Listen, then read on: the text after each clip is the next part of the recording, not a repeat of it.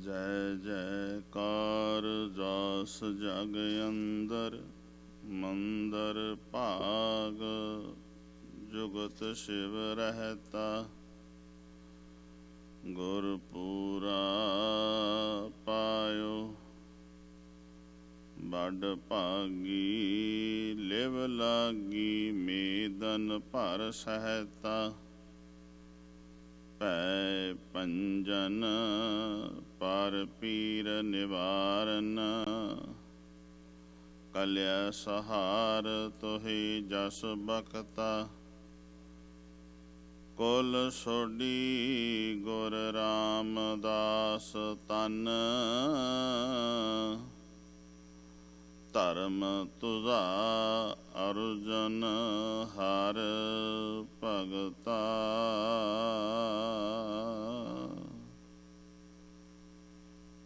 ਰਾਜਾਨ ਰਾਜ ਪਾਨਾਨ ਪਾਨ ਦੇਵਾਨ ਦੇਵ ਉਪਮਾ ਮਹਾਨ ਸਬਰ ਛਤਰ ਤਖਤ ਤੇ ਮਾਲਕ ਧੰਨ ਧੰਨ ਸਾਹਿਬ ਸ੍ਰੀ ਗੁਰੂ ਗ੍ਰੰਥ ਸਾਹਿਬ ਮਹਾਰਾਜ ਦਸਾਂ ਪਾਤਸ਼ਾਹੀਆਂ ਦੀ ਆਤਮਕ ਜੋਤ ਤਿਨਾਂ ਦੇ ਪਾਵਨ ਹਜ਼ੂਰੀ ਅੰਦਰ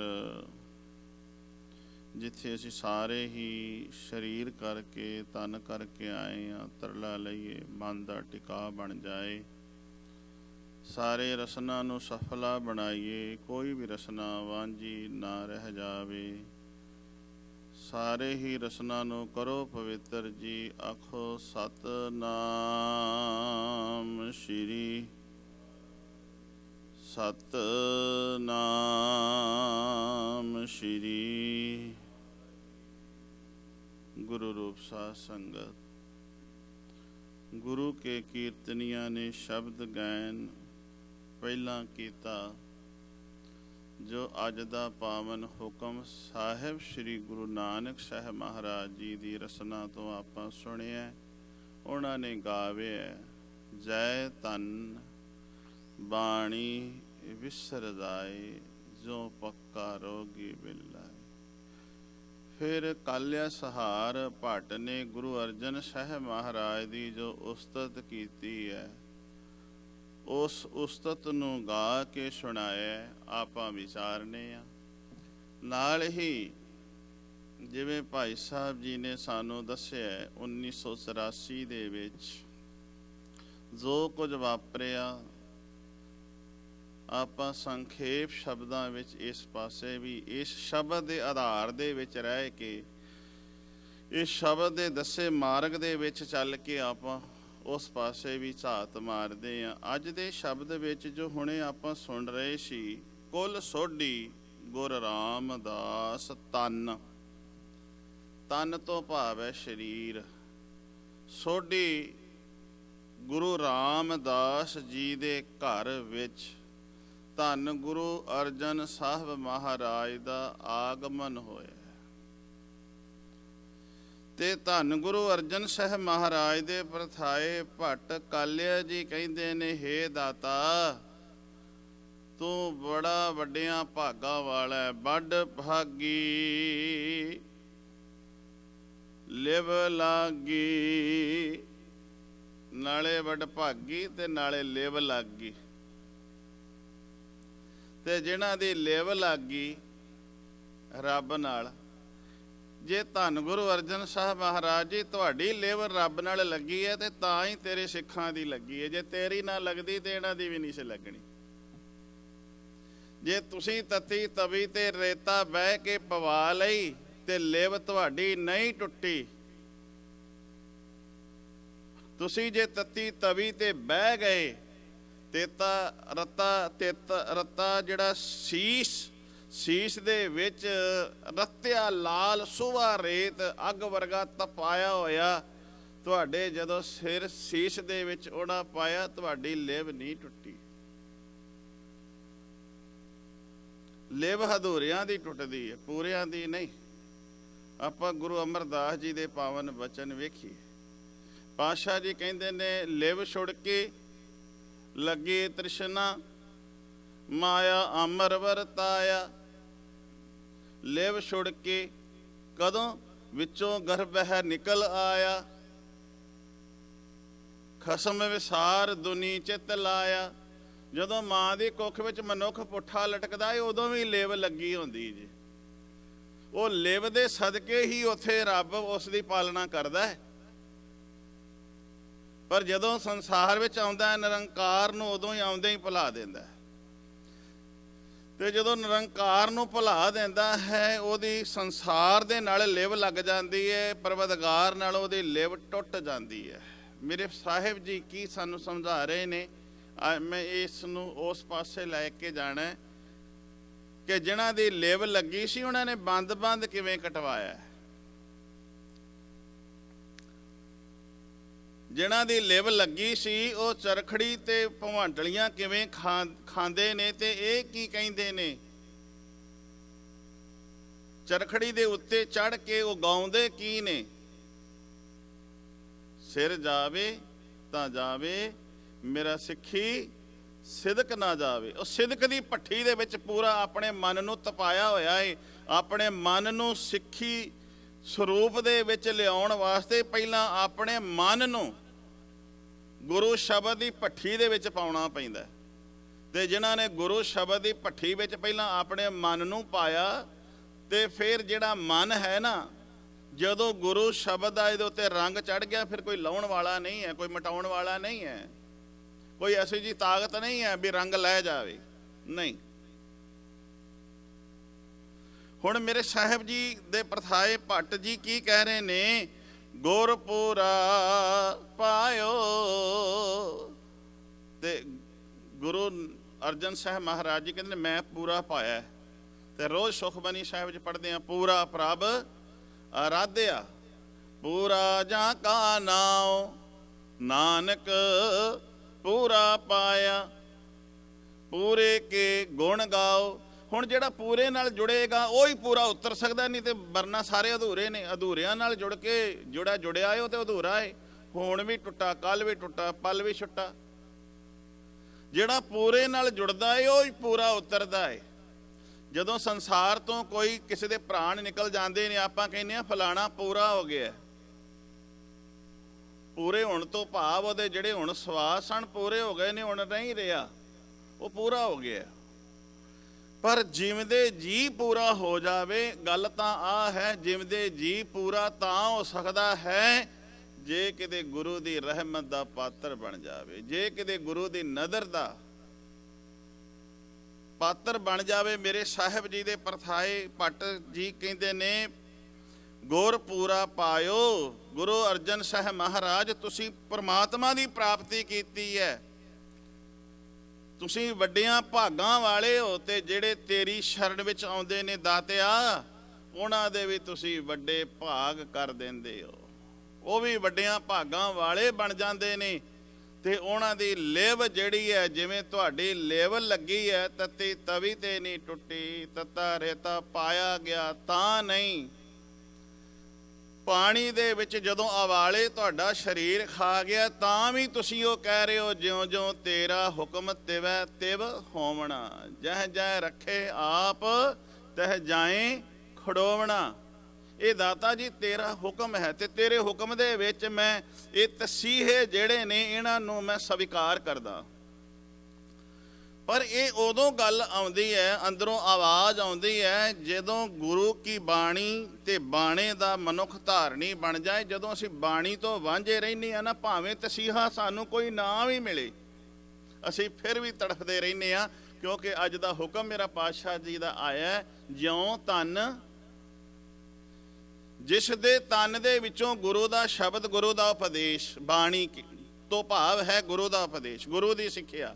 ਜੈ ਤਨ ਬਾਣੀ ਵਿਸਰ ਜਾਏ, ਵਿਸਰਨ ਤੋਂ ਭਾਵ ਹੈ ਜਿਹੜਾ ਆਪਣੇ ਗੁਰੂ ਨੂੰ ਭੁਲਾ ਦਿੰਦਾ, ਜਿਹੜਾ ਆਪਣੇ ਗੁਰੂ ਨੂੰ ਵਿਸਾਰ ਦਿੰਦਾ। ਜੈ ਤਨ ਜਿਸ ਸਰੀਰ ਦੇ ਵਿੱਚੋਂ, ਬਾਣੀ ਤੋਂ ਭਾਵ ਹੈ ਗੁਰੂ ਦਾ ਉਪਦੇਸ਼, ਗੁਰੂ ਦੀ ਸਿੱਖਿਆ ਤੋਂ ਜਿਹੜਾ ਮੁਨਕਰ ਹੋ ਜਾਂਦਾ ਹੈ, ਜਿਹੜਾ ਆਪਣੇ ਟਰੈਕ ਤੋਂ ਲੈ ਜਾਂਦਾ ਹੈ। ਉਹ ਤੇ ਜਿਵੇਂ ਕੋਈ ਆਪਣੇ ਟਰੈਕ ਤੇ ਜਾ ਰਿਹਾ ਹੋਵੇ, ਲੈ ਜਾਵੇ ਤੇ ਉਹ ਭੁੱਲ ਗਿਆ ਤੇ ਫਿਰ ਉਹਦੇ ਅੰਦਰ ਪਛਤਾਪ ਹੈ। ਉਹ ਫਿਰ ਪਛਤਾਉਂਦਾ ਹੈ ਵੀ ਮੈਂ ਸੰਕੇਤ ਮੈਨੂੰ ਸਹੀ ਨਹੀਂ ਮਿਲਿਆ, ਮੈਂ ਆਪਣੇ ਟਰੈਕ ਤੋਂ ਲੈ ਗਿਆ, ਮੈਂ ਦੂਰ ਚਲੇ ਗਿਆ। ਗੁਰੂ ਪਿਆਰਿਓ, ਜਿਹੜਾ ਆਪਣੇ ਟਰੈਕ ਤੋਂ ਲੈ ਜਾਂਦਾ ਹੈ ਉਹ ਰੱਬ ਦੇ ਕੋਲੋਂ ਦੂਰੀਆਂ ਬਣਾ ਬੈਂਦਾ ਹੈ। ਸਾਹਿਬ ਜੀ ਫਰਮਾ ਰਹੇ ਨੇ, ਜੈ ਤਨ ਬਾਣੀ ਵਿਸਰ ਜਾਏ। ਉਹ ਪਤਾ ਕਿਵੇਂ ਵਿਲਕਦਾ? ਜਿਉਂ ਪੱਕਾ ਰੋਗੀ ਵਿਲ ਲਾਏ। ਵਿਲ ਲਾਏ ਤੋਂ ਭਾਵ ਹੈ ਤਿਲ ਮਿਲਾਉਣਾ, ਵਿਲਕਣਾ। ਜਿਵੇਂ ਰੋਗ ਦੇ ਨਾਲ, ਇੱਕ ਕੋਹੜ ਦੇ ਰੋਗ ਨਾਲ ਰੋਗੀ ਵਿਲਕਦਾ ਹੈ, ਮੇਰੇ ਪਾਤਸ਼ਾਹ ਕਹਿੰਦੇ ਨੇ ਇੱਕ ਤਨ ਦਾ ਕੋਹੜ ਹੁੰਦਾ ਹੈ, ਇੱਕ ਬੰਦੇ ਨੂੰ ਮਨ ਦਾ ਕੋਹੜ ਹੁੰਦਾ ਹੈ। ਤਨ ਦੇ ਕੋਹੜ ਦੇ ਤੇ ਲੋਕ ਵੈਦ ਸਾਨੂੰ ਬੜੇ ਮਿਲ ਜਾਂਦੇ ਨੇ। ਤਨ ਦੇ ਕੋਹੜ ਨੂੰ ਦੂਰ ਕਰਨ ਵਾਲੇ ਵੈਦ ਹਕੀਮ ਮਿਲ ਜਾਣਗੇ, ਜਿਹੜੀਆਂ ਬੂਟੀਆਂ ਦਵਾਈਆਂ ਦੇ ਨਾਲ ਤਨ ਦਾ ਤੇ ਕੋਹੜ ਦੂਰ ਕਰ ਦੇਣਗੇ। ਪਰ ਮਨ ਦਾ ਕੋਹੜ ਕਰਨ ਵਾਲਾ ਇੱਕ ਵੈਦ, ਉਹ ਗੁਰੂ ਨਾਨਕ ਹੀ ਹੈ। ਮਨ ਦੇ ਕੋਹੜ ਨੂੰ ਗੁਰੂ ਹੀ ਦੂਰ ਕਰ ਸਕਦਾ ਹੈ, ਸ਼ਬਦ ਗੁਰੂ ਦੂਰ ਕਰ ਸਕਦਾ ਹੈ। ਗੁਰੂ ਪਿਆਰਿਓ, ਜਿਨ੍ਹਾਂ ਦੇ ਅੰਦਰ ਮਨ ਦਾ ਕੋਹੜ ਹੈ ਨਾ, ਉਹ ਸਦਾ ਹੀ ਵਿਲਕਦੇ ਰਹਿੰਦੇ ਨੇ, ਸਦਾ ਹੀ ਤੜਫਦੇ ਰਹਿੰਦੇ ਨੇ। ਤੇ ਮੇਰੇ ਪਾਤਸ਼ਾਹ ਕਹਿੰਦੇ ਨੇ, ਬਹੁਤਾ ਬੋਲਣ ਝੱਖਣ ਹੋਏ, ਵਿਣ ਬੋਲੇ ਜਾਣੈ ਸਭ ਸੋਏ। ਹੁਣ ਇਹ ਮਨੁੱਖ ਆਪਣੇ ਕੀਤੇ ਹੋਏ ਕਰਮਾਂ ਅਨੁਸਾਰ ਦੁੱਖ ਸਹੇੜਦਾ ਹੈ। ਕੋਈ ਕਿਸੇ ਨੂੰ ਦੁੱਖ ਦਿੰਦਾ ਨਹੀਂ, ਗੁਰੂ ਕਿਧਰੇ ਦੁੱਖ ਨਹੀਂ ਦਿੰਦਾ। ਅਸੀਂ ਆਪਣੇ ਆਪ ਤੋਂ ਦੁੱਖ ਸਹੇੜੇ ਨੇ, ਪਰ ਆਪਣੇ ਆਪ ਤੋਂ ਦੁੱਖ ਸਹੇੜ ਕੇ ਅਸੀਂ ਕਹਿੰਦੇ ਰੱਬ ਨੂੰ ਆ, ਵੀ ਰੱਬਾ ਤੂੰ ਆ, ਮੈਨੂੰ ਇਹ ਕਿਉਂ ਦੁੱਖ ਦੇ ਦਿੱਤਾ। ਮਨੁੱਖ ਆਪਣੇ ਆਪ ਤੋਂ ਦੁੱਖ ਸਹੇੜਦਾ ਹੈ ਤੇ ਕਹਿੰਦਾ ਰੱਬ ਨੂੰ ਹੈ। ਤੇ ਜਿਹੜਾ ਆਪਣੇ ਆਪ ਤੋਂ ਦੁੱਖ ਸਹੇੜੇ, ਉਹ ਦੋਸ਼ ਬਾਬੇ ਨੂੰ ਦੇਵੇ। ਮੇਰੇ ਪਾਤਸ਼ਾਹ ਕਹਿੰਦੇ ਨੇ, ਭੁੱਲ ਹੈ, ਉਹਦੀ ਗਲਤੀ ਹੈ। ਦੱਦਾ ਦੋਸ਼ ਨਾ ਦਿਓ ਕਿਸੈ, ਦੋਸ਼ ਕਰਮਾਂ ਆਪਣਿਆਂ। ਕਿਆ ਜੋ ਮੈਂ ਕੀਆ ਸੋ ਮੈਂ ਪਾਇਆ, ਦੋਸ਼ ਨਾ ਦੀਜੈ ਅਵਰ ਜਾਣਾ। ਜੋ ਮੈਂ ਕੀਤਾ ਹੈ ਉਹਦਾ ਪਾਉਣਾ ਪੈਣਾ ਹੈ, ਜੋ ਕੀਤਾ ਹੈ ਉਹਦਾ ਫਲ ਭੁਗਤਣਾ ਹੀ ਪੈਣਾ ਹੈ। ਜਿਨ੍ਹਾਂ ਨੇ ਦਰਬਾਰ ਸਾਹਿਬ ਤੇ ਅਟੈਕ ਕੀਤਾ, ਉਹਨਾਂ ਨੇ ਫਲ ਭੁਗਤਿਆ ਹੈ। ਤੇ ਮੇਰੇ ਪਾਤਸ਼ਾਹ ਦੇ ਕਿ ਜੈਕਾਰ ਕੀਓ ਧਰਮੀਆਂ ਕਾ, ਪਾਪੀ ਕੋ ਡੰਡ ਦਿਓ ਏ। ਰੱਬ ਨੇ ਉਹਨਾਂ ਨੂੰ, ਪਰਵਦਗਾਰ ਵੱਲੋਂ, ਰੱਬ ਵੱਲੋਂ ਉਹਨਾਂ ਨੂੰ, ਪਾਪੀਆਂ ਨੂੰ ਉਸ ਕੀਤੇ ਗੁਨਾਹ ਦੀ ਡੰਡ ਮਿਲੀ ਹੈ, ਸਜ਼ਾ ਮਿਲੀ ਹੈ। ਉਹਨਾਂ ਦੇ ਘਰ ਨਹੀਂ ਰਹਿ ਗਏ, ਉਹਨਾਂ ਦੇ ਘਾਟ ਨਹੀਂ ਰਹਿ ਗਏ। ਕੁਝ ਸਮੇਂ ਦੇ ਵਿੱਚ ਹੀ ਉਹ ਸੰਸਾਰ ਤੋਂ ਉਹਨਾਂ ਨੂੰ ਵੀ ਜਾਣਾ ਪਿਆ, ਜਿਨ੍ਹਾਂ ਨੇ ਗੁਰੂ ਘਰ ਦੇ ਉੱਤੇ ਹਮਲਾਵਰ ਬਣ ਕੇ ਹਮਲਾ ਕੀਤਾ ਹੈ। ਉਹ ਆਪ ਅੱਜ ਵੀ ਤੜਫ ਰਹੇ ਨੇ, ਤੇ ਉਹਨਾਂ ਦੀਆਂ ਜਿਹੜੀਆਂ ਅੱਗੇ ਜਨਰੇਸ਼ਨ ਹੈ, ਉਹ ਵੀ ਤੜਫ ਰਹੀ ਹੈ, ਉਹ ਵੀ ਕੁਲਕ ਰਹੀ ਹੈ। ਪਰ ਧੰਨ ਗੁਰੂ ਅਰਜਨ ਸਾਹਿਬ ਮਹਾਰਾਜ ਜਿਸ ਦਰਬਾਰ ਨੂੰ ਬਣਾਉਂਦੇ ਨੇ, ਜਿਸ ਦਰਬਾਰ ਨੂੰ ਬਣਾ ਕੇ ਉਸ ਵਿੱਚ ਗੁਰੂ ਗ੍ਰੰਥ ਸਾਹਿਬ ਮਹਾਰਾਜ ਦਾ ਪ੍ਰਕਾਸ਼ ਕਰਾ ਕੇ ਮਨੁੱਖਤਾ ਦਾ ਭਲਾ ਕਰਦੇ ਨੇ। ਭੱਟ ਕਾਲਿਆ ਸਹਾਰ ਜੀ ਕਹਿੰਦੇ ਨੇ, ਜੈ ਜੈਕਾਰ ਜਾਸ ਜਗ ਅੰਦਰ। ਧੰਨ ਗੁਰੂ ਅਰਜਨ ਸਾਹਿਬ ਮਹਾਰਾਜ, ਤੇਰਾ ਸੰਸਾਰ ਦੇ ਵਿੱਚ ਨਹੀਂ, ਨਿਰੰਕਾਰ ਦੇ ਘਰ ਵਿੱਚ, ਇੱਥੇ ਵੀ ਤੇ ਉੱਥੇ ਵੀ ਜੈ ਜੈਕਾਰ ਹੋ ਰਹੀ ਹੈ। ਜੈ ਜੈਕਾਰ ਤੋਂ ਭਾਵ ਹੈ, ਆਪਾਂ ਕਈ ਵਾਰੀਆਂ ਦੋਹਰਾ ਪੜ੍ਹਦੇ ਨਾ, ਹੈ ਸਭ ਜਗ ਭਇਓ, ਜੈ ਜੈ ਜੈ ਸੁਰ ਲੋਕ। ਹੁਣ ਇਹਦਾ ਅਰਥ ਅਸੀਂ ਕਈ ਵਾਰੀ ਐਵੇਂ ਕਰਦੇ ਨੇ, ਹੈ ਤੋਂ ਭਾਏ ਸੰਸਾਰ ਦੇ ਵਿੱਚ ਗੁਰੂ ਤੇਗ ਬਹਾਦਰ ਸਾਹਿਬ ਜੀ ਦੀ ਜਦੋਂ ਸ਼ਹਾਦਤ ਹੁੰਦੀ ਹੈ, ਹਾਹਾਕਾਰ ਮਚ ਗਈ, ਲੋਕੀ ਹਾਏ ਹਾਏ ਕਰਨ ਲੱਗ ਪਏ। ਨਹੀਂ ਜੀ, ਹਾਏ ਹਾਏ ਨਹੀਂ। ਉਦੋਂ ਲੋਕਾਂ ਨੇ, ਇਹ ਮਨੁੱਖਤਾ ਨੇ ਕਿਹਾ ਵੀ ਹੁਣ ਵੀ ਕੋਈ ਹੈ ਮਜਲੂਮ ਦੀ ਬਾਂਹ ਫੜਨ ਵਾਲਾ। ਅੱਜ ਜਿਹੜੇ ਦਰਬਾਰ ਸਾਹਿਬ ਤੇ ਅਟੈਕ ਕਰ ਰਹੇ ਨੇ, ਜਿਨ੍ਹਾਂ ਦੀ ਅਸੀਂ ਅੱਜ 1 ਜੂਨ ਨੂੰ ਆਰੰਭ ਹੋ ਜਾਂਦਾ ਹੈ ਹਰਿਮੰਦਰ ਸਾਹਿਬ ਸ਼੍ਰੀ ਅਕਾਲ ਤਖਤ ਦੇ ਉੱਤੇ ਗੋਲੀਆਂ ਦੀ ਵਰਖਾ ਹੋਣੀ। ਮੈਂ ਬਹੁਤਾ ਇਸ ਵਾਸਤੇ ਨਹੀਂ ਜਾਣਾ, ਮੈਂ ਥੋੜ੍ਹਾ ਜਿਹਾ ਗੁਰੂ ਸ਼ਬਦ ਦੇ ਰਾਹੀਂ ਦਿਵਾਉਣਾ ਚਾਹੁੰਦਾ ਧਿਆਨ। ਜਿਨ੍ਹਾਂ ਨੇ ਗੋਲੀਆਂ ਦੀ ਵਰਖਾ ਕੀਤੀ, ਜਦੋਂ ਔਰੰਗਜ਼ੇਬ ਜਨੇਊ ਲਾਉਂਦਾ ਹੈ, ਬੋਧੀ ਕਤਲ ਕਰਦਾ ਹੈ, ਧੋਤੀ ਤੇ ਬੋਧੀ ਦੀ ਰੱਖਿਆ ਦੇ ਲਈ ਗੁਰੂ ਦੀ ਸ਼ਰਨ ਵਿੱਚ ਆਉਂਦੇ ਨੇ। ਤੇ ਗੁਰੂ ਸਾਹਿਬ ਜੀ ਇਹਨਾਂ ਨੂੰ ਕੀ ਕਹਿੰਦੇ ਨੇ, ਨਾ ਰੋਵੋ ਬੇਟਾ। ਉਦੋਂ ਪੁੱਤਰ ਆਖ ਰਹੇ ਨੇ। ਵੇਖੋ, ਗੁਰੂ ਉਹੀ ਹੈ, ਦਰਬਾਰ ਉਹਦਾ ਹੀ ਹੈ, ਕਿਉਂਕਿ ਜੋਤ ਤੇ ਉਹੀ ਹੈ ਨਾ। ਉਦੋਂ ਉਹ ਗੁਰੂ ਕਹਿੰਦਾ, ਨਾ ਰੋਵੋ बेटा, देख मुझको मैं शीश की भेंट चढ़ाने चला हूँ, गिर भय गिरे मंदिर, मैं फिर से उनको बसाने चला हूँ, जिस खंजर ने चुटिया को काटा उस खंजर को मैं अपने सीने में खाने चला हूँ। ਜਿਹੜੇ ਤੁਹਾਡੇ ਮੰਦਰ ਔਰੰਗਜ਼ੇਬ ਢਾਹ ਰਿਹਾ ਹੈ ਨਾ, ਟੱਲ ਖੜਕਾਉਣ ਤੋਂ ਤੁਹਾਨੂੰ ਮਨਾ ਕਰ ਰਿਹਾ ਏ, ਮੈਂ ਉਹ ਮੰਦਰ ਫਿਰ ਉਸਾਰ ਦਿਆਂਗਾ। ਜਿਹੜਾ ਖੰਜਰ ਤੁਹਾਡੀ ਬੋਦੀ ਨੂੰ ਕੱਟ ਰਿਹਾ ਹੈ, ਉਸ ਖੰਜਰ ਨੂੰ ਮੈਂ ਆਪਣੇ ਸੀਨੇ ਵਿੱਚ ਖਾ ਲਾਂਗਾ। ਤੇ ਜਦੋਂ ਮੇਰੇ ਸੀਨੇ ਵਿੱਚ ਉਹ ਖੰਜਰ ਵੱਜੇਗਾ, ਜਦੋਂ ਮੇਰੇ ਉੱਪਰ ਉਹ ਖੰਜਰ ਚੱਲੇਗਾ, ਜਿਹੜਾ ਤੁਹਾਡੀ ਬੋਦੀ ਨੂੰ ਕਤਲ ਕਰ ਰਿਹਾ ਏ, ਉਹ ਬਲੰਟ ਹੋ ਜਾਏਗਾ, ਉਹ ਮੁੱਥਲ ਹੋ ਜਾਏਗਾ, ਉਹ ਡੈਡ ਹੋ ਜਾਏਗਾ। ਉਹ ਫਿਰ ਤੁਹਾਡੀ ਬੋਦੀ ਨੂੰ ਕੱਟ ਨਹੀਂ ਪਾਏਗਾ, ਉਹ ਤੁਹਾਡਾ ਫਿਰ ਜਨੇਊ ਲਾ ਨਹੀਂ ਪਾਏਗਾ। ਪਰ ਬੇਸਮਝੀ ਨਾਲ ਜਦੋਂ ਉਸੇ ਦੇ ਘਰ ਦੇ ਉੱਤੇ ਜਿਨ੍ਹਾਂ ਦੀ ਰੱਖਿਆ ਮੇਰਾ ਬਾਪੂ ਕਰਦਾ ਏ, ਉਹ ਜਦੋਂ ਉਸੇ ਹੀ ਘਰ ਦੇ ਉੱਤੇ ਤੋਪਾਂ ਦੇ ਨਾਲ ਹਮਲਾਵਰ ਹਮਲਾ ਕਰਦੇ ਨੇ, ਟੈਂਕ ਅੰਦਰ ਵਾੜ ਦਿੰਦੇ ਨੇ, ਤੇ ਫਿਰ ਇਹ ਆਪਣੇ ਕੀਤੇ ਹੋਏ ਕਰਮਾਂ ਅਨੁਸਾਰ ਦੁੱਖ ਸਹੇੜੇ ਨੇ। ਮੇਰੇ ਬਾਪੂ ਨੇ ਨਹੀਂ ਦੁੱਖ ਦਿੱਤਾ, ਕਿਉਂਕਿ ਤੁਕ ਲਈ ਬਹੁਤਾ ਬੋਲਣ ਚਖਣ ਹੋਏ, ਵਿਣ ਬੋਲੇ ਜਾਣ ਸਭ ਸੋਏ। ਇਹ ਆਪਣੇ ਕੀਤੇ ਹੋਏ ਕਰਮਾਂ ਅਨੁਸਾਰ ਅੱਜ ਉਹਨਾਂ ਦਾ ਮੈਂ ਨਾਂ ਬਹੁਤਾ ਵਾਰ-ਵਾਰ ਨਹੀਂ ਲੈਂਦਾ। ਅੱਜ ਉਹਨਾਂ ਦਾ ਪਿਛੋਕੜ ਵੇਖੋ, ਪਰਿਵਾਰ ਦਾ ਵੇਖੋ, ਸਾਰੇ ਖੇਰੂ ਬੇਰੂ ਹੋ ਗਏ ਨੇ, ਖਤਮ ਹੋ ਗਈ ਕਹਾਣੀ, ਅੱਗੇ ਕੁਛ ਰਿਹਾ ਹੀ ਨਹੀਂ ਹੈ।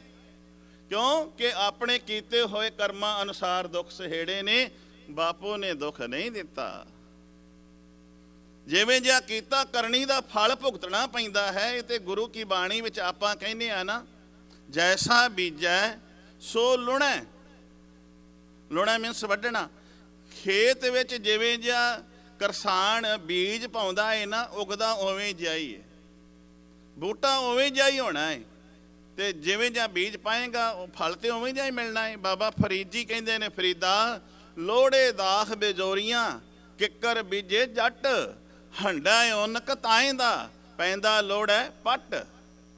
ਜੇ ਜ਼ਿਮੀਂਦਾਰ ਤੂੰ ਕਿੱਕਰਾਂ ਦਾ ਬੀਜ ਖੇਤ ਦੇ ਵਿੱਚ ਜਾ ਕੇ ਬੀਜ ਦੇਵੇਂ ਤੇ ਆਸ ਰੱਖੇ ਕਿ ਬਿਜੌਰ ਦੇਸ਼ ਦੀਆਂ ਮਿੱਠੀਆਂ ਦਾਖਾਂ ਮਿਲ ਜਾਣਗੀਆਂ, ਕਦਾ ਚਿੱਤ ਨਹੀਂ ਹੋ ਸਕਦਾ। ਕਿੱਕਰਾਂ ਨੂੰ ਤੁਗਲੇ ਲੱਗਦੇ ਨੇ, ਕਿੱਕਰਾਂ ਨੂੰ ਲੰਮੇ ਲੰਮੇ ਸੂੜ ਲੱਗਦੇ ਨੇ, ਕਿੱਕਰਾਂ ਨੂੰ ਕੰਡੇ ਲੱਗਦੇ ਨੇ, ਕਿੱਕਰਾਂ ਨੂੰ ਕਿਤੇ ਬਿਜੌਰ ਦੇਸ਼ ਦੀਆਂ ਮਿੱਠੀਆਂ ਦਾਖਾਂ ਨਹੀਂ ਲੱਗਦੀਆਂ, ਕਿਤੇ ਫਰੂਟ ਨਹੀਂ ਲੱਗਦਾ, ਕਿਧਰੇ ਮਿੱਠਾ ਫਲ ਨਹੀਂ ਲੱਗਦਾ, ਉਹਨੂੰ ਤੇ ਕੰਡੇ ਹੀ ਲੱਗਦੇ ਨੇ। ਕਹਿਣ ਤੋਂ ਭਾਵ ਹੈ, ਮਨੁੱਖ ਜਿਵੇਂ ਜਿਹਾ ਬੀਜ ਬੀਜਣਾ ਹੈ ਨਾ, ਤੈਨੂੰ ਉਵੇਂ ਜਿਹਾ ਫਲ ਮਿਲਣਾ ਹੀ ਮਿਲਣਾ ਹੈ। ਇੱਕ ਗੱਲ ਕਹਿ ਦੇਵਾਂ, ਨਾਦਰ ਸ਼ਾਹ ਅਬਦਾਲੀ ਵਰਗੇ ਵੀ ਆਏ ਇਸ ਹਰਮੰਦਰ ਨੂੰ, ਇਸ ਸ਼੍ਰੀ ਅਕਾਲ ਤਖਤ, ਕਿਉਂਕਿ ਇਹ ਤਖਤ ਕਿਸੇ ਮਨੁੱਖ ਦਾ ਨਹੀਂ ਹੈ। ਅਸੀਂ ਇਹਨੂੰ ਕਹਿੰਦੇ ਹਾਂ ਅਕਾਲ ਪਲੱਸ ਤਖਤ। ਅਕਾਲ ਤੋਂ ਭਾਵ ਹੈ ਜਿਹਦਾ ਕਾਲ ਨਹੀਂ ਆਉਂਦਾ, ਜਿਹੜਾ ਮੌਤ ਤੋਂ ਪਰੇ ਹੈ। ਸਾਰੇ ਹੀ ਅਸੀਂ ਕਾਲ ਦੇ ਵਸ ਹਾਂ। ਅਗੇਤਰ ਲੱਗ ਗਿਆ ਐੜਾ ਅਕਾਲ, ਕਾਲ ਤੋਂ ਪਰੇ। ਭਾਵ ਇਹ ਜਿਹੜਾ ਤਖਤ ਹੈ ਕਿਸੇ ਮਨੁੱਖ ਦਾ ਨਹੀਂ ਹੈ। ਇਹ ਤਖਤ ਨੂੰ ਢਾਉਣ ਵਾਲੇ ਢਹਿ ਗਏ, ਪਰ ਇਹ ਤਖਤ ਨਹੀਂ ਢਹਿਆ। ਇਸ ਤਖਤ ਉੱਤੇ ਬੰਬਬਾਰੀ ਕਿਧਰੇ ਇਹਨਾਂ ਨੇ ਨਹੀਂ ਕੀਤੀ, ਪਹਿਲਾਂ ਵੀ ਹੁੰਦੀ ਰਹੀ। ਮੱਸੇ ਰੰਗੜ ਵਰਗੇ ਵੀ ਆਏ ਨੇ। ਮੱਸੇ ਰੰਗੜ ਵਰਗੇ ਵੀ ਇਸ ਸਰੋਵਰ ਨੂੰ ਪੂਰਨਾ ਚਾਹੁੰਦੇ ਸਨ। ਪੂਰਨ ਵਾਸਤੇ ਉਹਨਾਂ ਨੇ ਬੜਾ ਕੁਝ ਕੀਤਾ, ਪੂਰਨਾ ਚਾਹਿਆ। ਉੱਥੇ ਪਲੰਘੇ ਡਾ ਕੇ ਬਹਿ ਗਏ, ਉਹਨਾਂ ਨੇ ਵੇਸਵਾ ਦੇ ਵੀ ਨਚਾਇਆ, ਪਰ ਇਸ ਨੂੰ ਅਪਵਿੱਤਰ ਕਰਨਾ ਚਾਹਿਆ, ਪਵਿੱਤਰ ਨਹੀਂ ਹੋਇਆ। ਪਵਿੱਤਰ ਹੀ ਹੈ। ਜਿਹੜੀ ਚੀਜ਼ ਪਵਿੱਤਰ ਹੁੰਦੀ ਹੈ ਉਸ ਨੂੰ ਅਪਵਿੱਤਰ ਨਹੀਂ ਕੀਤਾ ਜਾ ਸਕਦਾ। ਆ ਵੇਖੋ ਨਾ, ਜਿਹੜਾ ਘਿਓ ਹੈ ਇਹ ਵੀ ਪਵਿੱਤਰ ਹੈ। ਇਹ ਕਿਸੇ ਸ਼ੂਦਰ ਦੇ ਘਰੋਂ ਆਵੇ ਤਾਂ ਪਵਿੱਤਰ ਹੈ। ਜੇ ਸੋਨਾ ਜਿਹੜਾ ਹੈ, ਜੇ ਕਿਸੇ ਸ਼ੂਦਰ ਦੇ ਗਲ 'ਚ ਪਾਇਆ ਹੋਵੇ, ਸੁਨਿਆਰੇ ਕੋਲ ਜਾਵੇ, ਉਹ ਲੈਂਦਾ ਨਹੀਂ? ਲੈਂਦਾ।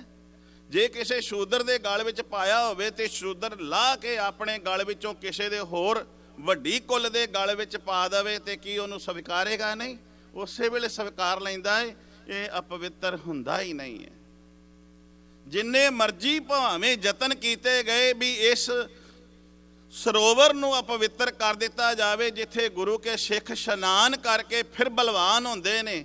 ਇੱਕ ਸ਼ਾਇਰ ਨੇ ਬਹੁਤ ਸੋਹਣਾ ਲਿਖਿਆ, ਜਦੋਂ ਅਬਦਾਲੀ ਇਸ 17 ਵਾਰ ਹਿੰਦੁਸਤਾਨ ਦੇ ਉੱਤੇ ਹਮਲਾ ਕਰਨਾ ਆਉਂਦਾ ਹੈ, ਜਦੋਂ 17 ਵਾਰ ਹਿੰਦੁਸਤਾਨ ਦੀਆਂ ਬਹੁ ਬੇਟੀਆਂ ਦੀ ਪੱਤਾਂ ਰੋਲਦਾ ਤੇ ਗਜਨਵੀ ਦੇ ਬਾਜ਼ਾਰ ਦੇ ਵਿੱਚ ਟਕੇ ਟਕੇ ਤੇ ਵੇਚਦਾ ਹੈ, ਆਨੇ ਆਨੇ ਤੇ ਵੇਚਦਾ ਹੈ, ਉਦੋਂ ਜ਼ਕਰੀਆ ਖਾਨ ਨੂੰ ਪੁੱਛਦਾ ਹੈ ਵੀ ਆਹ ਕੌਣ ਨੇ ਜਿਨ੍ਹਾਂ ਨੂੰ ਮੈਂ ਲੁੱਟ ਕੇ ਲਿਆਉਣਾ ਤੇ ਇਹ ਜੰਗਲਾਂ ਦੇ ਵਿੱਚੋਂ ਨਿਕਲਦੇ ਨੇ ਤੇ ਇਹਨਾਂ ਨੂੰ ਛਡਾ ਕੇ ਲੈ ਜਾਂਦੇ ਨੇ, ਘਰੋਂ ਘਰੀ ਪਹੁੰਚਾ ਆਉਂਦੇ ਨੇ। ਕੌਣ ਨੇ?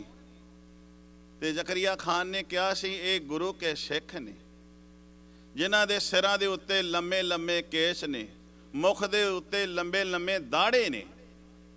ਇਹ ਕੌਣ ਨੇ? ਕਿਹਾ ਇਹ ਗੁਰੂ ਦੇ ਸਿੱਖ ਨੇ। ਕਿਹਾ ਇਹ ਬੜੇ ਬਲਵਾਨ ਨੇ। ਇਹਨਾਂ ਵਿੱਚੋਂ ਮੈਨੂੰ ਬੂ ਇਸ ਤਰ੍ਹਾਂ ਆਉਂਦੀ ਹੈ ਕਿ ਬਾਦਸ਼ਾਹੀ ਦੀ ਬੂ ਆਉਂਦੀ ਹੈ। ਤਾਂ ਜ਼ਕਰੀਆ ਖਾਨ ਨੇ ਵੀ ਇਹ ਗੱਲ ਕਹਿ ਦਿੱਤੀ ਸੀ ਅਹਿਮਦ ਸ਼ਾਹ ਅਬਦਾਲੀ ਨੂੰ, ਮੁਰਸ਼ਦ ਇਨਕੋ ਵਲੀ भयो ਹੈ। ਇਹਨਾਂ ਦਾ ਜਿਹੜਾ ਮੁਰਸ਼ਦ ਹੈ ਨਾ, ਇਹਨਾਂ ਦਾ ਗੁਰੂ ਹੈ ਨਾ, ਬੜਾ ਵਲੀ ਹੈ। ਮੁਰਸ਼ਦ ਇਨਕੋ ਵਲੀ भयो ਹੈ, ਇਨਕੋ ਆਬੇ ਹਯਾਤ ਦਿਓ ਹੈ। ਆਬੇ ਹਯਾਤ ਤੋਂ ਭਾਵ ਹੈ ਇਹਨਾਂ ਨੂੰ ਇਹਨਾਂ ਦੇ ਬਲੀ ਨੇ 2 ਸੋਮੇ ਦਿੱਤੇ ਨੇ। ਹੁਣ ਦਰਬਾਰ ਸਾਹਿਬ ਤੇ ਵਾਰ-ਵਾਰ ਅਟੈਕ ਕਰਨ ਦਾ ਮਤਲਬ ਕੀ ਹੈ? ਕਿਆ ਮੁਰਸ਼ਦ ਇਨਕੋ ਬਲੀ भयो ਹੈ, ਇਨਕੋ ਆਬੇ ਹਯਾਤ ਦਿਓ ਹੈ। ਇਹਨਾਂ ਨੂੰ ਇਹਨਾਂ ਦੇ ਮੁਰਸ਼ਦ ਨੇ, ਇਹਨਾਂ ਦੇ ਪੀਰ, ਇਹਨਾਂ ਦੇ ਗੁਰੂ ਨੇ ਆਬੇ ਹਯਾਤ ਦੇ ਦਿੱਤਾ ਹੈ। ਆਬੇ ਹਯਾਤ ਤੋਂ ਭਾਵ 2 ਸੋਮੇ ਦਿੱਤੇ ਨੇ। ਇੱਕ ਸੋਮਾ ਜਿਹਦੇ ਵਿੱਚ ਇਸ਼ਨਾਨ ਕਰਦੇ ਨੇ, ਤਨ ਕਰਕੇ ਬਲਵਾਨ ਹੋ ਜਾਂਦੇ ਨੇ। ਅੱਜ ਅਸੀਂ ਕਈ ਵਾਰੀ ਕੰਡੇਮ ਕਰਦੇ ਹਾਂ ਜੀ ਸਰੋਵਰ ਵਿੱਚ, ਨਹੀਂ। ਇਹ ਸੋਮਾ ਉਹ ਹੈ ਜਿਹਦੇ ਵਿੱਚ ਇਸ਼ਨਾਨ ਕਰਕੇ ਸਿੱਖ ਬਲਵਾਨ ਹੋ ਜਾਂਦੇ ਨੇ। ਤੇ ਅੰਮ੍ਰਿਤ ਉਹ ਹੈ ਜਿਹੜਾ 5 ਬਾਣੀਆਂ ਦਾ ਜਾਪ ਕਰਕੇ ਸਤਿਗੁਰੂ ਜੀ ਨੇ 5 ਪਿਆਰਿਆਂ ਨੂੰ ਛਕਾਇਆ। ਤੇ 5 ਪਿਆਰਿਆਂ ਨੂੰ ਜਦੋਂ ਬਾਣੀ ਦਾ ਜਾਪ ਕਰਕੇ ਉਹਨਾਂ ਦੇ ਅੰਦਰ ਉਹ ਅੰਮ੍ਰਿਤ ਪਾ ਦਿੱਤਾ, ਨੇਤਰਾਂ ਦੇ ਵਿੱਚ ਛਿੜਕਾਵ ਕੀਤਾ, ਕੇਸ਼ਾਂ ਦੇ ਵਿੱਚ ਛਿੜਕਾਵ ਕੀਤਾ, ਤੇ 15 ਵਾਰੀ ਕਿਹਾ ਸੀ ਵਾਹਿਗੁਰੂ ਜੀ ਕਾ ਖਾਲਸਾ ਵਾਹਿਗੁਰੂ ਜੀ ਕੀ ਫਤਿਹ। ਇਹ ਕਿਹਾ ਖਾਲਸਾ ਮੇਰਾ ਨਹੀਂ ਹੈ, ਇਹ ਖਾਲਸਾ ਵੀ ਵਾਹਿਗੁਰੂ ਦਾ ਹੈ ਤੇ ਫਤਿਹ ਵੀ ਵਾਹਿਗੁਰੂ ਦੀ ਹੈ। ਜਬੈ ਬਾਣ ਲਾਗਿਓ ਤਬੈ ਰੋਸ ਜਾਗਿਓ, ਜਦੋਂ ਆਇਆ ਨਾ ਉਦੋਂ ਵੀ ਕਿਹਾ ਸੀ, ਜਦੋਂ ਭੰਗਾਣੀ ਦਾ ਜੰਗ ਮੇਰੇ ਪਾਤਸ਼ਾਹ ਜਿੱਤਦੇ ਨੇ, ਕਿਹਾ ਭਈ ਜੀਤ ਮੇਰੀ ਕਿਰਪਾ ਕਾਲ ਤੇਰੀ। ਇਹ ਦਾਤਿਆ ਇਹ ਜਿਹੜੀ ਜਿੱਤ ਮੇਰੀ ਹੋਈ ਹੈ ਨਾ, ਤੇਰੀ ਕਿਰਪਾ ਸਦਕੀ ਹੋਈ ਹੈ। ਇਹ ਖਾਲਸਾ ਜਿਹੜਾ ਹੈ ਗੁਰੂ ਦਾ ਹੈ। ਇਹ ਜਿਹੜਾ ਗੁਰੂ ਦਾ ਖਾਲਸਾ ਹੈ ਉਹਨੂੰ ਮਕਾਇਆ ਤੇ ਨਹੀਂ ਨਾ ਜਾ ਸਕਦਾ। ਜਿਹੜਾ ਗੁਰੂ ਦਾ ਹੋਵੇ ਉਹਨੂੰ ਮਿਟਾਇਆ ਤੇ ਨਹੀਂ ਨਾ ਜਾ ਸਕਦਾ। ਮਿਟਾਉਣ ਵਾਲੇ ਮਿਟ ਜਾਂਦੇ ਨੇ, ਪਰ ਇਸ ਨੂੰ ਮਿਟਾਉਣ ਵਾਲੇ ਮਿਟ ਗਏ, ਪਰ ਖਾਲਸਾ ਨਹੀਂ ਮਿਟਿਆ। ਜਦੋਂ ਅਬਦਾਲੀ ਨੂੰ ਕਿਹਾ ਨਾ ਜ਼ਕਰੀਆ ਖਾਨ ਨੇ ਵੀ ਇਹਨਾਂ ਦਾ ਜਿਹੜਾ ਮੁਰਸ਼ਦ ਹੈ ਨਾ ਬੜਾ ਵਲੀ ਹੈ,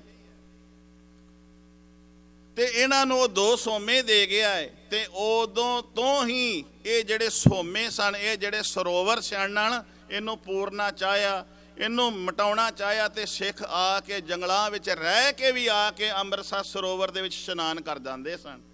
ਇਸ਼ਨਾਨ ਕਰਨ ਲਈ ਆਪਣੇ ਸਿਰ ਧੜ ਦੀ ਬਾਜੀ ਲਾ ਜਾਂਦੇ ਸਨ। ਇਸ ਅੰਮ੍ਰਿਤਸਰ ਸਰੋਵਰ ਇਸ਼ਨਾਨ ਕਰਨ ਵਾਸਤੇ ਗੁਰੂ ਪਿਆਰਿਓ ਵਾਰ-ਵਾਰ ਸਮਾਂ ਆਉਂਦਾ ਰਿਹਾ। ਜਦੋਂ ਜ਼ਕਰੀਆ ਖਾਨ ਇਹ ਗੱਲ ਕਹਿ ਰਿਹਾ ਹੈ ਕਿ ਇਸ ਸਰੋਵਰ ਦੇ ਵਿੱਚ ਟੁੱਬੀ ਮਾਰ ਕੇ ਇਸ਼ਨਾਨ ਕਰਕੇ ਬਲਵਾਨ ਹੋ ਜਾਂਦੇ ਨੇ, ਤੇ ਅੱਜ ਉਹ ਜਿਹੜੇ ਸਿੱਖ ਨੇ ਉਹਨਾਂ ਨੂੰ ਧਿਆਨ ਦੇਣਾ ਚਾਹੀਦਾ। ਤੁਹਾਡੇ ਤੇ ਦੁਸ਼ਮਣ ਨੂੰ ਵੀ ਪਤਾ ਹੈ ਵੀ ਇਸ ਘਰ ਦੀ ਮਹੱਤਤਾ ਕੀ ਹੈ, ਤੁਸੀਂ ਅੱਜ ਕਿਉਂ ਇਸ ਗੱਲ ਨੂੰ ਕੰਡੇਮ ਕਰਦੇ ਹੋ? ਤੁਹਾਡੇ ਤੇ ਦੁਸ਼ਮਣ ਨੂੰ ਵੀ ਪਤਾ ਹੈ ਵੀ ਇਸ ਸਰੋਵਰ ਵਿੱਚ ਇਸ਼ਨਾਨ ਕਰਕੇ ਬਲਵਾਨ ਹੁੰਦੇ ਨੇ ਤੇ ਅੰਮ੍ਰਿਤ ਦੀ ਦਾਤ ਲੈ ਕੇ ਸੁਰਜੀਤ ਹੋ ਜਾਂਦੇ ਨੇ। ਇਹ ਮਰਨੋਂ ਨਹੀਂ ਘਬਰਾਉਂਦੇ, ਬੰਦ ਕਟਾਉਣੋਂ ਨਹੀਂ ਘਬਰਾਉਂਦੇ। ਤੁਹਾਡੇ ਤੇ ਦੁਸ਼ਮਣਾਂ ਨੂੰ ਵੀ ਪਤਾ ਹੈ, ਪਰ ਤੁਸੀਂ ਕਿਉਂ ਗਫਲਤ ਦੀ ਨੀਂਦਰੇ ਸੁੱਤੇ ਪਏ ਹੋ? ਤੁਹਾਨੂੰ ਕਿਉਂ ਨਹੀਂ ਅਜੇ ਤੱਕ ਪਤਾ ਲੱਗਾ?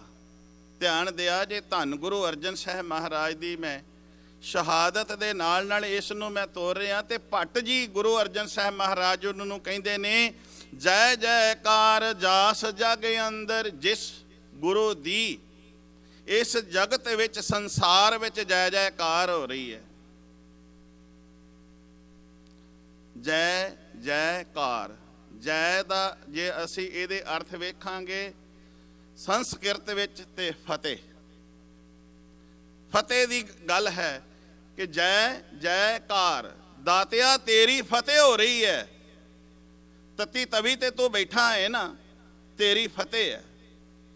ਇਹ ਹਾਰ ਗਏ, ਤੂੰ ਜਿੱਤ ਗਿਆ। ਭੱਟ ਸਾਹਿਬ ਜੀ ਕਹਿੰਦੇ ਨੇ, ਜੈ ਜੈਕਾਰ ਜਿਸ ਦੀ ਜਗਤ ਦੇ ਵਿੱਚ ਹੋ ਰਹੀ ਹੈ, ਜਿਸ ਨੂੰ ਹੁਣੇ ਮੈਂ ਕਹਿ ਰਿਹਾ ਸੀ ਨਾ, ਹੈ ਸਭ ਜਗ ਭਇਓ। ਜੈ ਜੈ ਜੈ ਸੁਰਲੋਕ, ਤੇਰੀ ਫਤਿਹ ਹੋਈ। ਸਰਲੋਕ ਦੇ ਵਿੱਚ ਜੈ ਜੈਕਾਰ ਹੋ ਰਹੀ ਹੈ। ਤੇ ਇੱਥੇ ਕਿਹਾ ਜਾ ਰਿਹਾ ਅਜੇ ਵੀ ਕੋਈ ਹੈ ਧਰਮ ਦੀ ਬਾਂਹ ਫੜਨ ਵਾਲਾ, ਮਜਲੂਮ ਦੀ ਰੱਖਿਆ ਕਰਨ ਵਾਲਾ। ਗੁਰ ਪੂਰਾ ਪਾਇਓ ਬੜ ਭਾਗੀ, ਲਿਵ ਲਾਗੀ। ਲਿਵ ਜਿਹਦੀ ਪ੍ਰਮਾਤਮਾ ਨਾਲ ਲੱਗੀ ਹੋਈ ਹੈ। ਮੇਦਨ ਭਰ ਸਹਿਤਾ, ਮੇਦਨ ਤੋਂ ਭਾਵ ਹੈ ਧਰਤੀ, ਭਾਰ ਤੋਂ ਭਾਵ ਹੈ ਧਰਤੀ ਦਾ ਭਾਰ ਸਹਿਣ ਵਾਲਾ। ਇਹ ਸਾਰੀ ਧਰਤੀ ਦਾ ਭਾਰ ਸਹਿਣ ਵਾਲਾ। ਆਪ ਵੇਖੋ ਕਿਵੇਂ ਧਰਤੀ ਦਾ ਭਾਰ ਸਹਿਣ ਵਾਲਾ ਦਾਤਾ ਆਪ ਤੱਤੀ ਤਵੀ ਤੇ ਬਹਿ ਕੇ ਤੱਤਾ ਰੇਤਾ ਕਿਉਂ ਪਵਾ ਰਿਹਾ? ਇੱਥੇ ਵੀ ਕੁਐਸਚਨ ਖੜਾ ਹੁੰਦਾ ਹੈ। ਇਸ ਕਰਕੇ ਪਵਾ ਰਿਹਾ ਏ ਕਿ ਜਿਹਨੂੰ ਅਸੀਂ ਸ਼ਾਂਤੀ ਦਾ ਪੁੰਜ ਕਹਿੰਦੇ ਆ, ਸ਼ਾਂਤੀ ਦਾ ਪ੍ਰਤੀਕ ਕਹਿੰਦੇ ਆ। ਜਿਵੇਂ ਸਿੱਖ ਜਿਹੜੇ ਸਨ, ਜਦੋਂ ਉਹਨਾਂ ਨੇ ਸ਼ਾਂਤਮਈ ਪ੍ਰੋਟੈਸਟ ਕਰਨੇ ਚਾਹੇ, ਸ਼ਾਂਤਮਈ ਪ੍ਰੋਟੈਸਟ ਕਰਦੇ ਸਨ, ਸ਼ਾਂਤਮਈ ਧਰਨੇ ਦਿੰਦੇ ਸਨ, ਉਹਨਾਂ ਦੇ ਉੱਤੇ ਬੰਦੂਕਾਂ ਦੀ ਗੋਲੀਆਂ ਦੀ ਬੌਛਾੜ ਕਰ ਦਿੱਤੀ ਗਈ, ਮਾਰ ਦਿੱਤਾ ਗਿਆ। ਜਦੋਂ ਨਿਰੰਕਾਰੀ ਨੂੰ, ਪਾਪੀ ਨੂੰ ਪਾਪ ਦੀ ਸਜ਼ਾ ਦੇਣ ਵਾਸਤੇ ਜਾਂ ਉਹਦੇ ਕੀਤੇ ਹੋਏ ਔਗਣਾਂ ਨੂੰ ਦੱਸਣ ਵਾਸਤੇ 13 ਸਿੰਘ ਜਾਂਦੇ ਨੇ, ਉਹ ਕੋਈ ਸ਼ਸਤਰਧਾਰੀ ਨਹੀਂ, ਸ਼ਸਤਰਾਂ ਨੂੰ ਲੈ ਕੇ ਨਹੀਂ ਜਾਂਦੇ, ਤੇ ਉਹਨਾਂ ਨੇ ਹੱਥਿਆਂ ਦੇ ਉੱਤੇ ਵਾਰ ਕਰਕੇ ਉਹਨਾਂ ਨੂੰ ਮੁਕਾ ਦਿੱਤਾ ਜਾਂਦਾ। ਇਹ ਸ਼ਾਂਤੀ ਦੀ ਗੱਲ ਸੀ। ਹੁਣ ਜਦੋਂ ਸ਼ਾਂਤੀ ਦੇ ਨਾਲ ਗੱਲ ਨਹੀਂ ਨਾ ਕਾਬੂ ਆਉਂਦੀ, ਜੈ ਜੈ ਜਗ ਕਾਰਨ ਸ੍ਰਿਸ਼ਟ ਉਬਾਰਨ, ਮਮ ਪਿਤ ਪਾਰਨ ਜੈ ਤੇ ਗੰਗ। ਹੁਣ ਜੈ ਤੇ ਗੰਗ, ਅਸੀਂ ਕਈ ਵਾਰੀ ਅਸੀਂ ਪੜ੍ਹਦੇ ਹਾਂ ਜੈ ਤੇ ਗੰਗ, ਨਹੀਂ ਜੀ, ਜੈ ਤੇ ਗੰਗ।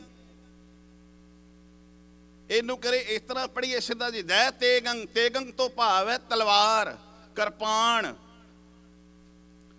ਜੈ ਤੇ ਗੰਗ ਐਵੇਂ ਪੜਾਂਗੇ ਤੇ ਇਹਦੇ ਅਰਥ ਬਿਲਕੁਲ ਐਨ ਕਲੀਅਰ ਜਿਹੇ ਹੋ ਜਾਣਗੇ।